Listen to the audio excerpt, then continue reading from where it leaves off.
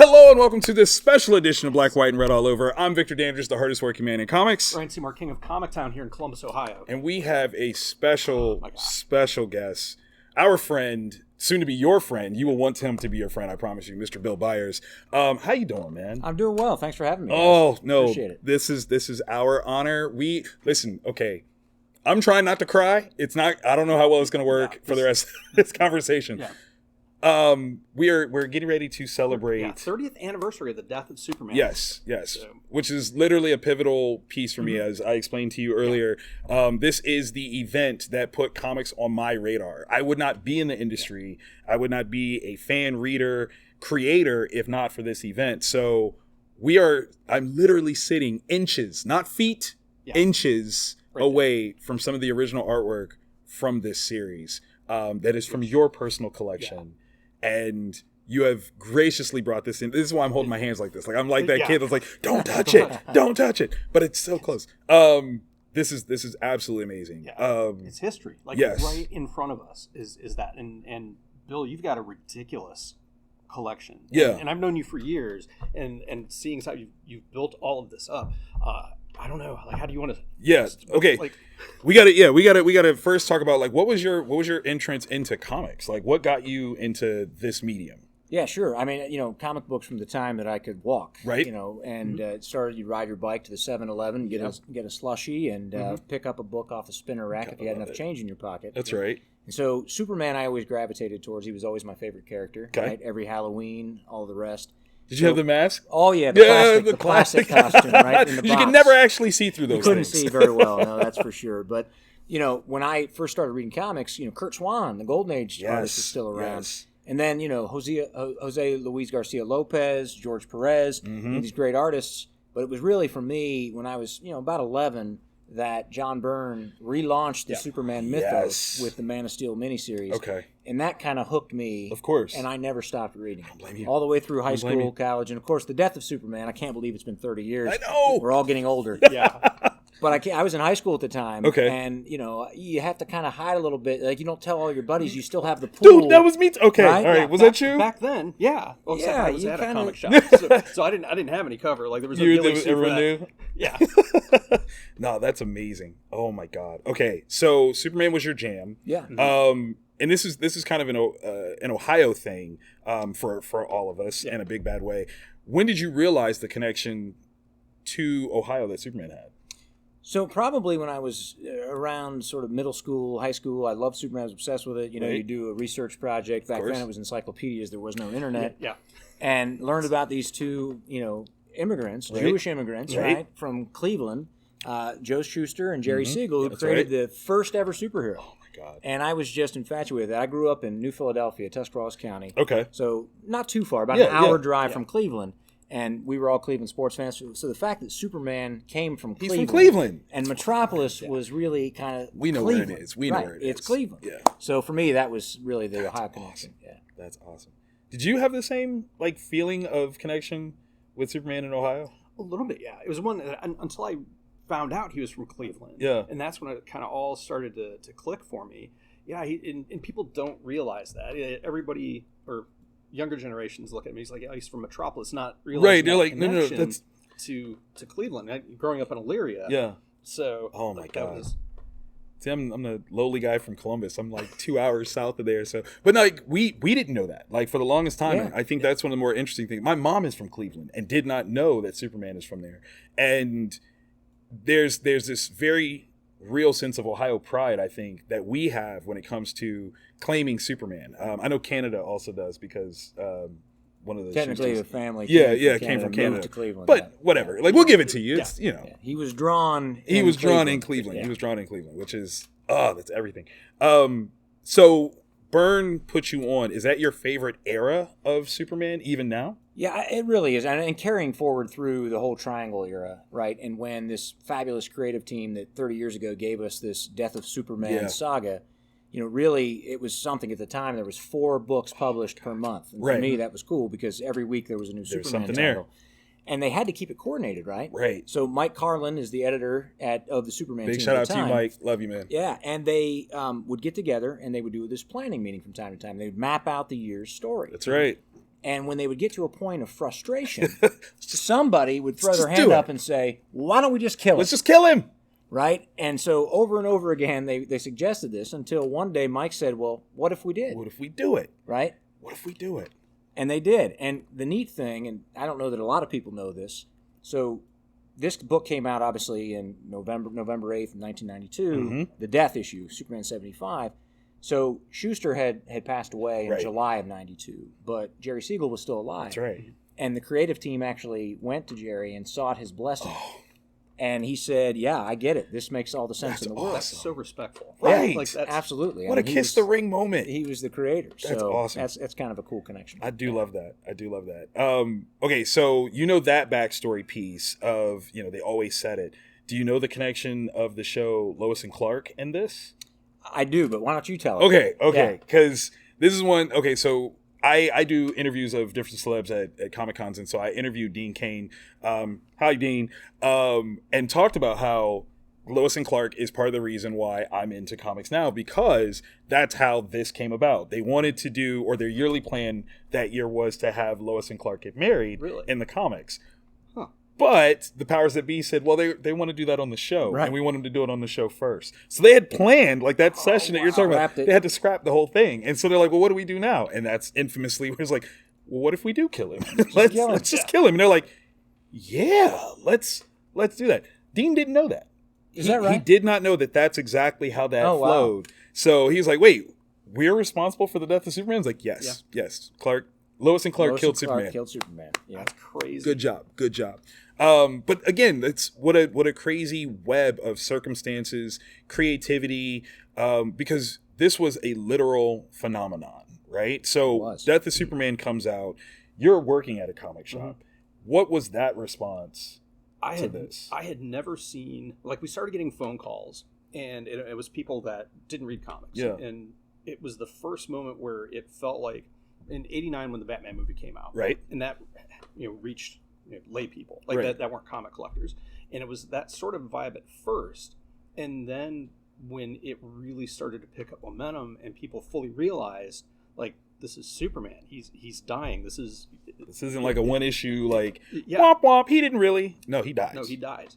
And that, it was crazy, because I have, to this day, we've never had a book sell like that, where it's just nonstop, you have a line out the door for it. It was crazy, because being insulated as a lifelong comic geek, right?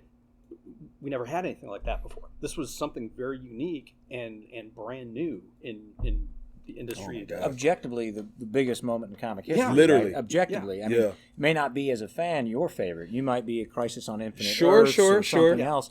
But objectively, the way it permeated not just pop culture, but the entirety of the world.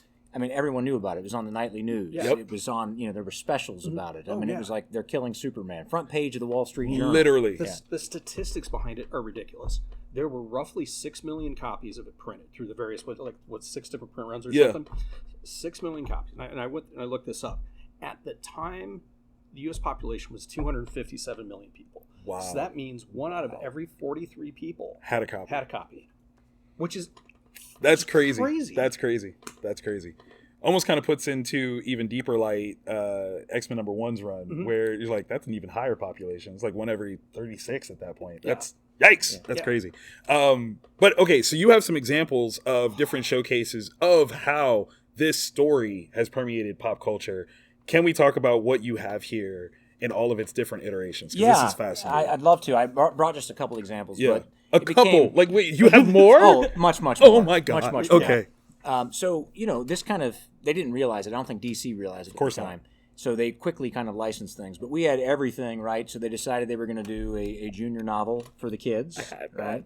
Wait. You have to tell them, like, for those that don't know, who did that cover art? Yes. So this is Alex Ross, the famous Alex Ross. This is his first work for DC Comics ever. That's right. Junior written by Louise Simonson. Yes. Right?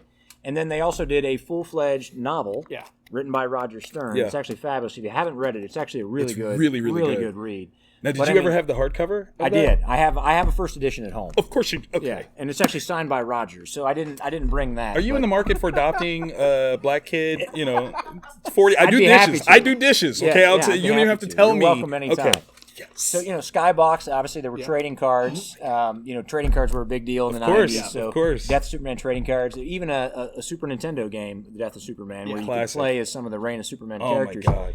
So just a few things that came about. And it's hard to believe, because what we're celebrating, right, is the 30th anniversary of that original story, which we all call The Death of Superman. But at the time, it was titled Doomsday. Right. Yeah. Right. Right. And it's only, we have here, it's only 7 issues, gang. That's it. That's crazy. That's the story. That's what we're celebrating, right? It feels so much more epic. It does. Right. But it became expanded because then we had Funeral for a Friend, Reign of Superman. Right. And ultimately, that's when Superman returned after the replacements. So it's just kind of neat. This is the first printing of the Death of Superman. So this is just that first 7 issues, and they printed it. This probably has been reprinted as a story more than almost anything else. I would think the only thing that's probably reprinted more is Watchmen. Yeah, I think that's probably right. Yeah. So, it just touched everything. We talked a little bit off camera about Kenner Toys being another Ohio connection. So Kenner got the license from DC Comics. They continued it from Superpowers for the Superman. They called it the Man of Steel line. Yes. So the first characters they created were the Death of Superman characters. So it was the replacements. They had Cyborg, Steel, right? Yeah. They made a black suit Superman. Yeah. There was a Doomsday. Right. It was actually Hunter Prey, a later story, but they made still a Doomsday classic, figure. though. Still a classic. Dan Jurgens. Yes. So they made those toys too. So there were toys, not just the comics, trading cards, video games. It was everywhere. And they even did a Newsweek, they called it News Times. DC put this out. I had that. Oh my God. And it was a commemorative I didn't even know Death of you Superman. had that over there. Yeah, so it's kind of, it was literally everywhere. Oh my God. You couldn't talk to anyone that didn't know it was happening. That's amazing. Yeah. So. It's, okay, to put it in context, okay, if you guys go to the grocery store now and you'll see in the magazine aisle that there are little specials on the MCU or whatever, that was what did that first. And it was based on comics. We're not talking about billion-dollar movie franchises that are sparking magazines. We're talking about this one single comic book event, arguably the most pivotal comic book event because it was marketed as such, and people actually showed up for what it was supposed to do. I think that's the difference between that and Crisis. Crisis was almost an editorial move, and it was so that they could, funnel everything and make it streamlined. This is the first one that they did that's hey guys, y'all are going to want to buy this. Yeah. And it worked. Oh God, it worked. Yeah. It's nowadays, there's so many times that Marvel or DC will say something like, oh, you're going to want to order big on this one. And womp womp. Whereas that one, when they said it, you're like, they were right. Really? And you're like, yes. And it's because Superman, we also discussed off camera, isn't just a comic book character. Yeah. He's a huge iconic symbol all over the world. And to kill him, that's a bold. Oh man! But to back it up with such quality, is okay. Personal question, because this is. I feel like I know you now, but I really need to know you. Which of the 4 replacement Superman was your favorite? Oh boy, I would have to say it was Cyborg. Superman. Really? Yeah. What? I know, what? And he obviously was the bad guy. I mean, well, but just when I first saw him, yeah, I was like, wow, he looks really cool. He did look cool. It was just sort of the cool factor. He did look cool. Now, in hindsight, I really appreciate what Grummett did with Superboy, right? And I love the idea of the clone. So I love them all. Okay. Steel. Amazing, right? And John Henry Irons still very pervasive. Very much so. Superman very much so. Now his daughter is part of the House of L, if you will. Yeah. Right? And then, Eradicator was just kind of this cool concept of, this Kryptonian program. It was really cool. Oh my God. I love them all. It's hard to pick. But, that's fair.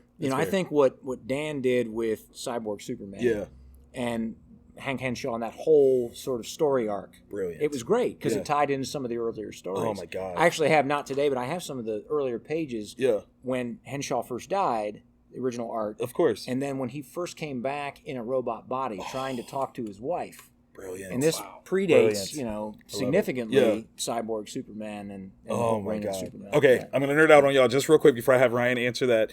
Based on your sentiment of Cyborg Superman, another Columbus connection in this story, and spoilers, it's 30 years old. If you haven't read it, I don't even know. Right. But Cyborg Superman has this plan that destroys Coast City. And because of Coast City being destroyed like it does, Hal Jordan goes crazy. And local creator Daryl Banks, who co-created Kyle Rayner, got to draw that story where Hal becomes Parallax. So, Ohio, baby. Okay? We're the best. Recognize. The heart of it all. Yeah. Remember. Yeah. Okay, so out of the 4... who was your favorite? Steel. Really? Mm-hmm. Yeah, there was just something unique about him. Fair. That it's very fair. He was a character that was overcoming the limitations that a human has. True. To try to live out the ideal Mm-hmm. that Kal-El so Set forth for him. exemplified. Man. So that well was said. Yeah. I think you're absolutely right too, because that's the core of what Superman is he's the example. And yeah, John Henry was the first guy to go, you're right, we can do this. Yeah. Oh. See, so at the time, obviously him being a black character, obvious, right? Like you kind of have to pay attention to that. But at the time of this happening was kind of when we're going into the Milestone era. And I wasn't a fan of Milestone. Okay. Partly because there were aspects of black culture that they presented that I was trying to escape from, and I didn't want that in my comics. So John Henry Irons represented this alternative to that I definitely appreciate. Like, hey, way to not make him a gangster. Like, he literally fought against them, and I appreciate that. Like, that, awesome. Unlike Blood Syndicate, which could have got me shot growing up. That's why I didn't like it. Like, I'm dead serious. Like, I didn't like that. So, to hear your love of John Henry, that's super dope. That's super dope. Okay. You don't have any here, per se, but issue 75. Issue 75, the quintessential death issue, right? Yes. And a very unique layout for of a course. comic book, right? So all splash I pages. I have the published. I don't have any of the pages. 'Cause Okay. When the pages were first sold, I believe it was a charity auction. I'm not going to get it all right, but there's a collector in the United Kingdom that has many of the Superman 75 pages, and they've never surfaced since Of they course were not. sold Of 30 course years not. It's ago. the Queen. The Queen has Right. them. But this is the poly bag, right? Yes. You got lots of goodies in here, and that was kind of a fun thing. So this was not the cover A, that was Right. the Tombstone cover. But inside the book, when Come you open your on, poly man. bag, Yeah. Look at you that. got the I obituary. had that for so long. Right? You got the trading card. Right? Right. You got these special stamps. This wonderful. We'll have to fold this out. We have time, right? We can just do this. Oh, of course, real of quick. course. Yeah. So we'll fold this out. Come so this on. was kind of the funeral. Look at that. Right. That's the my funeral. God. Come That on, was inside man. the poly bag back. Oh right. my God. All for $2.50. Yeah. Seems like a bargain, right? More than a bargain, Right? man. It was kind of a fun. More fun than a thing. bargain. So Oh my back God. There. And then this was the creme de la That creme, was the which one. was the black armband, the mourning armband that people could wear around their arms. So I that was never all did there. that. Did you ever put it on? Yeah, I did. Did you? There was an event at our local comic shop Yeah. back home, and everybody wore them at the event, and there was like a candle vigil. I It was couldn't kinda, do it. Yeah, I couldn't pin it. I could not dare to I put a think I hole in used that thing. some tape. Okay, okay. but, Because I was always like, I will never. I don't think very many people opened them, right? Because everybody thought There's they a were bunch going of to pay people. for their children's Yeah. college with it, not realizing it was such a huge print Yeah. run. But the cool thing about 75, right, it starts with the big splash page, as you Beautiful. guys know. But it builds up. Yes. You have these single splashes. The whole thing is, Whole thing. single splashes Yeah. until you get to the end, and then it starts to do There it is. this triple Yes. splash. So I don't remember ever Yeah. seeing a comic book before this one No. where every single page was a splash No, page. didn't never exist. happened. Never And happened. so that to me was now I'd love to have a piece of art from 75. of course. I don't think I ever will, but Okay. I have managed to get some from the original 7-arc story, Yeah. and I brought a few today, just a few. Yeah, this is Um, crazy. and happy to Oh, share those. oh yes. God.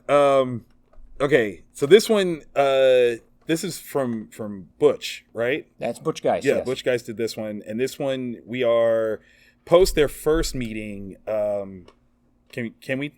Yeah, hold these to- yeah. Okay, Hold them up.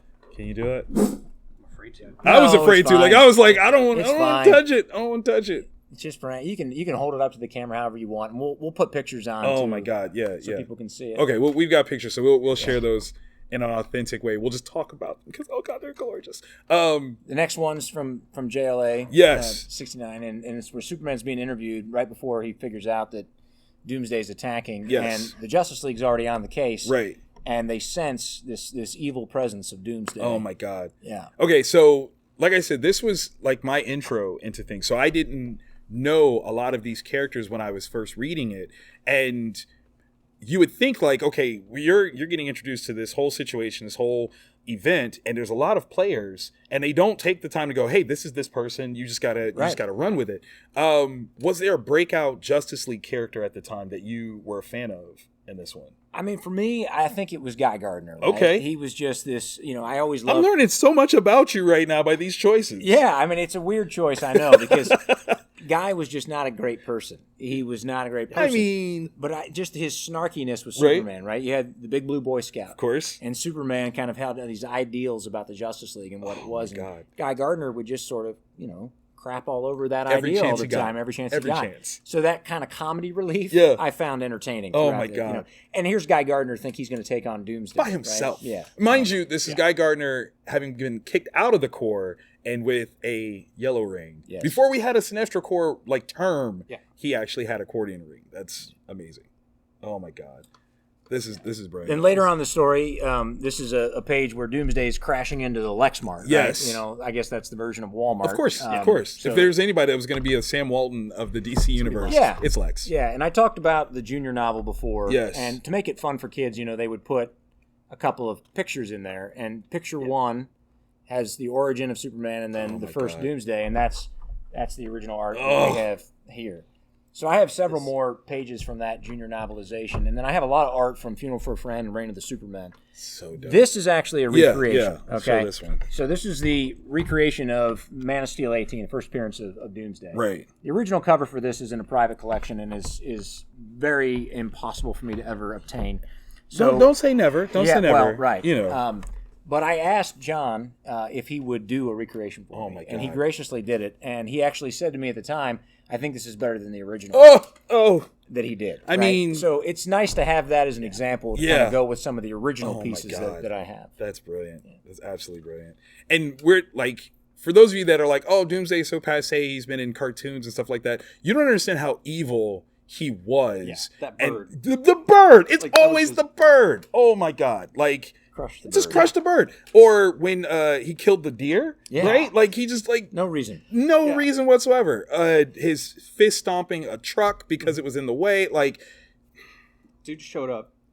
Insane. We didn't know anything about this character. He just shows up. He just shows up. And I would say he has a lasting impact in Superman's Rogues Gallery. Absolutely. Again, controversial. You're learning a lot about me. Yeah. He's my favorite. Really? Absolutely. I'm obsessed with this story. I'm not mad at that. Doomsday is my favorite of Superman's Rogues Gallery. And there's great ones, right? I mean, you got Lex Luthor, the OG, right? But then you have Brainiac and Metallo and all these great characters. But for me, Doomsday was this earth-shaking, everything new kind of counter to Superman. Yeah. And it ended up, you're right, there's animated films. Yeah. Obviously, the basis for Zack Snyder's Batman v Superman. Yep. They changed it. But, Doomsday was in there. We knew who that was. We knew who it was. We knew who it was. Oh, my God. You talked about Doomsday Hunter Prey, and that gave the origin of Doomsday. Were you satisfied with that origin? I was. I was too. I figured Dan and this team created the character so they can make whatever whatever they say. origin they Whatever want. they say. But, yeah, I was satisfied. Yeah, especially because I have some pages, by the way, you from Hunter Prey.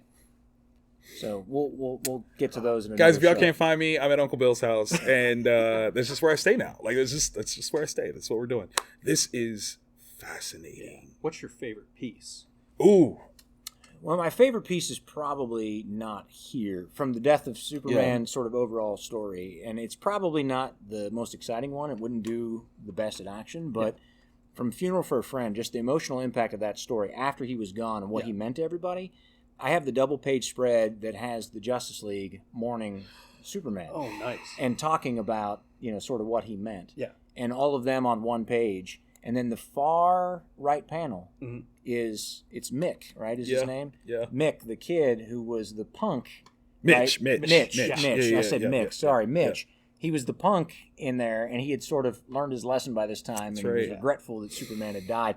So that's probably my favorite piece from that, just because of the emotional. Yeah. Secondarily would be, and I have it framed right next to it, is the next sequential page in that story, which is Ma and Pa Kent with Lois and Lana talking about protecting Clark's identity in his death, and why they needed to do that. And then the last page I have, which is probably the most iconic of that storyline, is the statue that they had built. You have that page? I have that page. And it has Ma and Pa and Lois and Lana walking, and there are little characters in the distance, and then the statue with the eagle. Yeah. Oh, so those are framed sequentially on the wall, and that's probably my favorite from the run. That's grown man. I'm going to get this together. I'm sorry. If you don't realize what we're talking about, these are the original hand-drawn. Oh, my God. That were Not copied prints. for print. Yeah. Yeah. This is real. Like these people drew them. Labored. There's only one of them. Yeah. That's yeah. It's history. You guys know how you're talking about NFTs right now? This is like NFTs in real life. Like that's what these are. These are like NFTs you can look at, walk around, touch, smell the paper. Yeah, literally, right? Like you find out like what does a deadline smell like? This page. Like that's what that is. Smells like alcohol and cigarettes, like all the time. Oh my god. Yeah.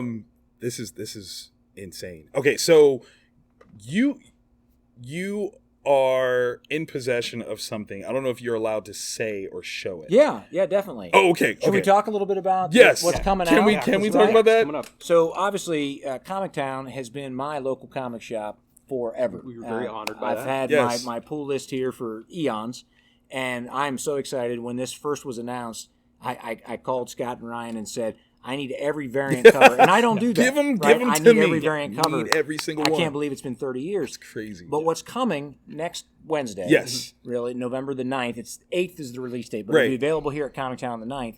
Is the 30th anniversary Death of Superman. This is not a reprint. Right. This is a brand new set story. of 4 stories. Oh my God. 4 stories from the original creative teams. So DC brought them back. I give credit to Dan. This was Dan's kind of brainchild, Dan Jurgens. And he brought them back. So there's going to be 4 stories. The first one is by Jurgens and Brett Breeding.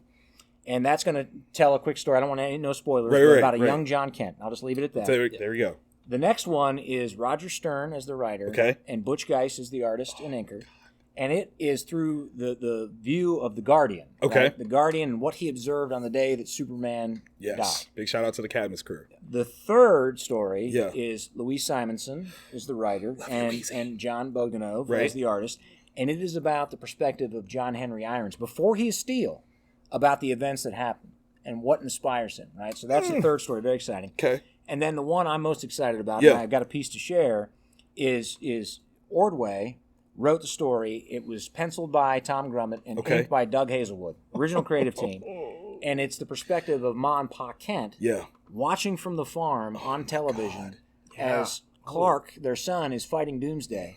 And they're reminiscing over what happens. So because DC previewed a couple of these things, I brought 2 pieces that DC's already put out that I've acquired. So the first is, this will be cover E for those that are variant covers. So Francisco Mattina, right, does a lot of cover art. Fantastic. Beautiful. So, and we'll have a better picture, but this is Look at that. the variant cover, his original art, the variant cover of Doomsday with the cape.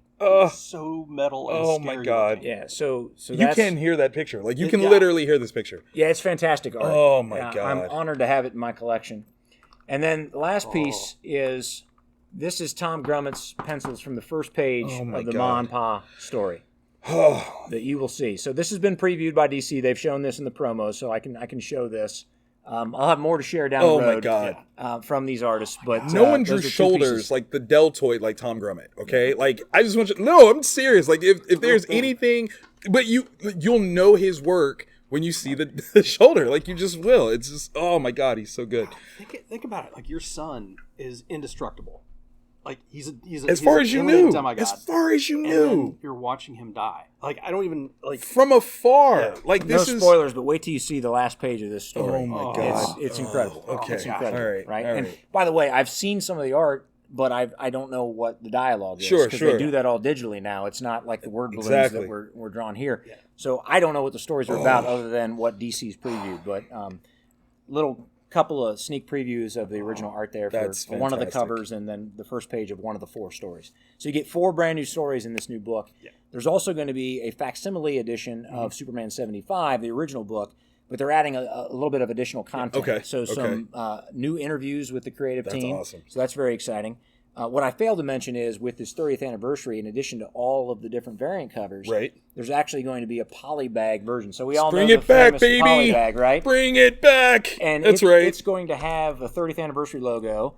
Again, all new content, but inside will be a brand new poster. And there will also be a 30th anniversary armband, morning armband.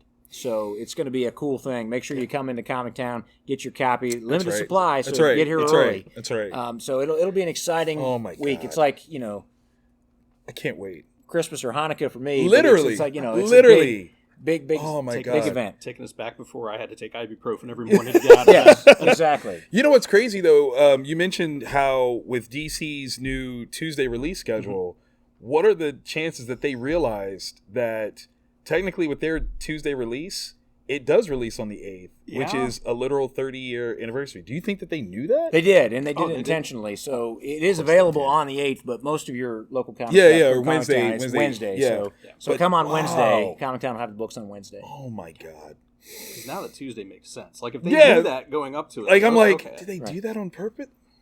Well, I wonder if that was part of their choice. Like, you know what, we should release on Tuesdays. And I'm like, why? And you're like, you'll see. You'll see.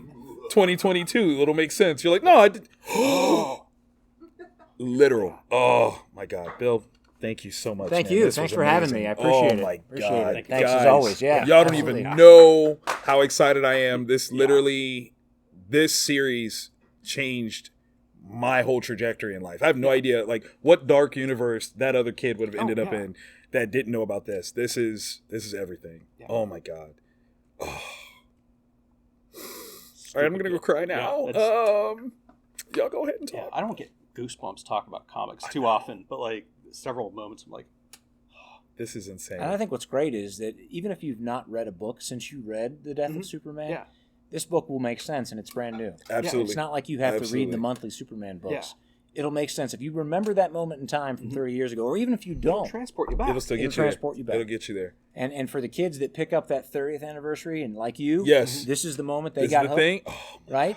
They Full can go circle. back and Yeah. they can read the old story and it'll be readily available in print. oh my and God. we're adults now, so like we Right. read it initially as children, Now we can come back and like Mom, Pa Kent yes. story. Oh my God, it's gonna hit Yeah. so hard because we Parents have now, kids right? now. Yeah. Oh, I'm not ready. I'm not ready at all. This is just gonna be just waterworks. Like, don't even. It's gonna be the only book I read next week. You know that, It could right? be. Okay, I'm just letting you know. Like, it- that's just it. It might be. I'm gonna for be me, too. filming. My face gonna be all puffy. Like, Vic, what happened? That's gonna be it. That's gonna be the whole dialogue that I can give you. Oh my gosh, this is amazing, dude. Thank you so Awesome. very This is- much. Thank you guys. Appreciate it. Yeah. Okay, I guess we'll get to the regular show now. Give us a minute because I gotta go. I gotta go cry. Yeah. I gotta go cry.